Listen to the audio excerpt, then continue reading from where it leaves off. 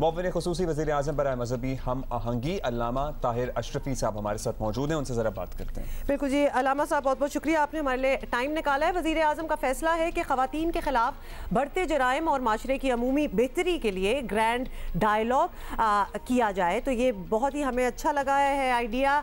तजावीज़ ली जाएंगी, इसके थ्रू आपके ख्याल में इससे फ़र्क पड़ेगा? सबसे पहले तो ये बता दें, इसकी ज़रूरत है?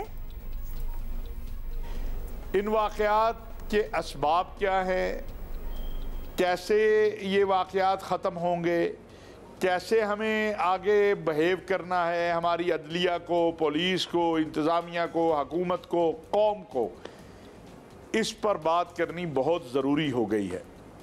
इसलिए कि ये हमारी आने वाली नस्लों का मुस्तक़बिल का सवाल है। तो लिहाजा ये जो वज़ीर आज़म साहब ने हुक्म दिया है एक कमेटी का, जिसमें उलमा भी होंगे, मुफक्किरीन भी होंगे, दानिश्वर भी होंगे, NGOs के नुमाइंदे भी होंगे, इंसानी हकूक़ की तंजीमें भी होंगी, जब सब मिलकर बैठेंगे तो फिर जैसे आज मैं छोटी सी बात अर्ज़ करूं कि कोई इसकी ज़िम्मेदारी मर्दों पे डाल देता है, कोई इसकी ज़िम्मेदारी फहाशी पे डाल देता है, कोई इसकी ज़िम्मेदारी अदलिया पे डाल देता है, तो ज़रूरत इस बात की है कि एक जामे हिकमत अमली अपनाई जाए और जिसकी जितनी जितनी ज़िम्मेदारी है वो अपनी ज़िम्मेदारी को पूरा करे, ताकि ये जो मामला है इसका मुस्तकिल बुनियादों पर हल निकल सके। अच्छा अल्लामा साहब, वज़ीर आज़म के प्लान के मुताबिक जो कमेटी ये तजावीज़ देगी इसमें उलमा भी शामिल होंगे। अब माशरे की भलाई और ख़ास तौर पर ये ख़वातीन वाले इशू और सोशल मीडिया वगैरह पर उलमा की जानिब से क्या तजावीज़ होंगी, कुछ आप हमें बयान कर सकते हैं? पाकिस्तान के किसी कुरान और सुन्नत के जानने वाले आलिम ने या दीन के तालिब इल्म ने यह नहीं कहा कि जो कुछ औरतों के साथ हो रहा है बिल्कुल दुरुस्त हो रहा है। हम इसकी मज़म्मत ही नहीं करते, यहाँ तक हम कहते हैं कि अगर कोई औरत उरिया भी हो, बेलिबास भी हो, वो सड़क पे आ जाती है, वो पार्क में आ जाती है, तब भी मर्द को ये हक़ नहीं है कि उसको हाथ लगाए, उसको खौफज़दा करे, उसे हरासा करे।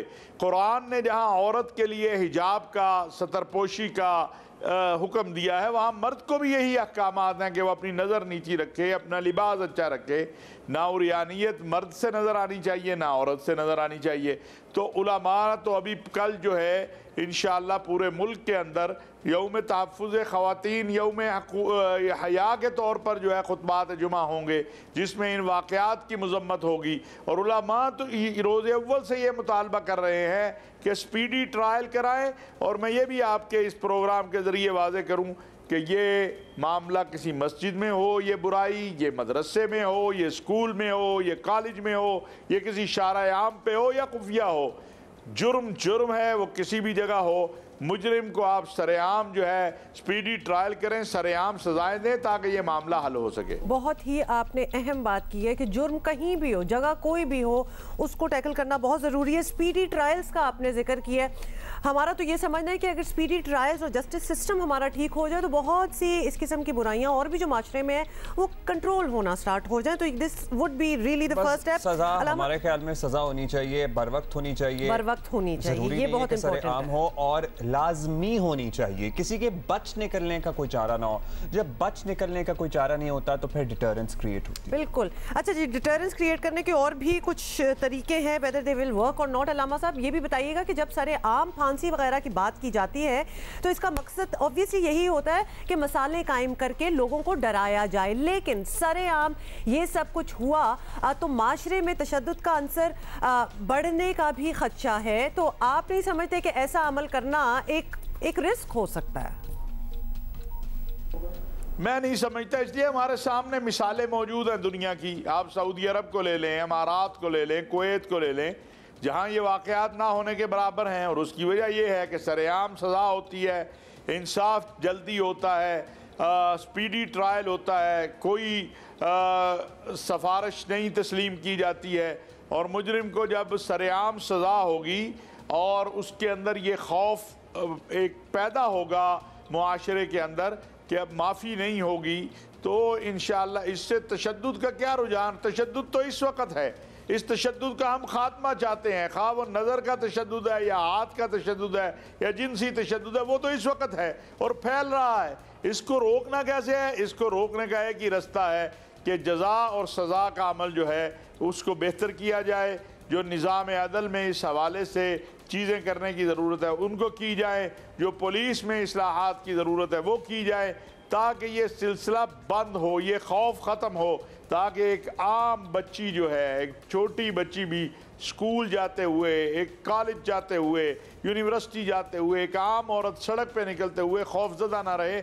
और ये सिर्फ़ और सिर्फ तब मुमकिन होगा जब हम सब मिलकर अपने इस मुआशरे को इस वहशत और दहशत से निकालने के लिए अपना अपना किरदार अदा करेंगे। और उसमें एक अहम और बहुत अहम चीज़ वो सज़ाओं का होना है, और स्पीडी ट्रायल और सरेआम सज़ाएँ। ये पाकिस्तान उलमा कौंसिल का मौक़िफ़ है, ये पाकिस्तान के तमाम उलमा का मौक़िफ़ है कि आप सरेआम सज़ाएँ दें।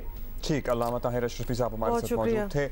अच्छा, एक स्पीडी ट्रायल की अगर हम बात कर रहे हैं तो एक तजवीज़ इधर ही फ़ौरन से दे दें। जो क्राइम्स जो हैं जो कि कबूल कर लिए जाते हैं कि जी हम खेतों में लेके गए थे तो हमने ये किया, बहुत किस्सों में ऐसा हुआ है, उनको तो बिल्कुल ही डिले नहीं होना चाहिए। मैं आपको कल का एक किस्सा बताऊं। 47 ईयर ओल्ड एक अमेरिका में एक क्राइम रेप का ही, जो कि 70s में कभी हुआ था।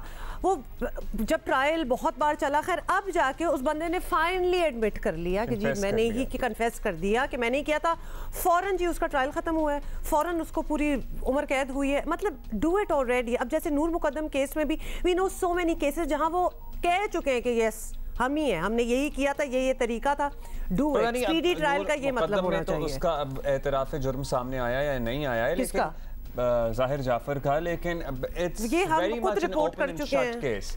और जितने भी शवाहिद हैं, आप किसी भी तरीके से किसी भी जाविये से सोचें तो जाहिर है कि जब उसकी लाश उसके घर से उसके साथ से बरामद हुई थी तो आप इसका और क्या मतलब अखज़ कर सकते हैं।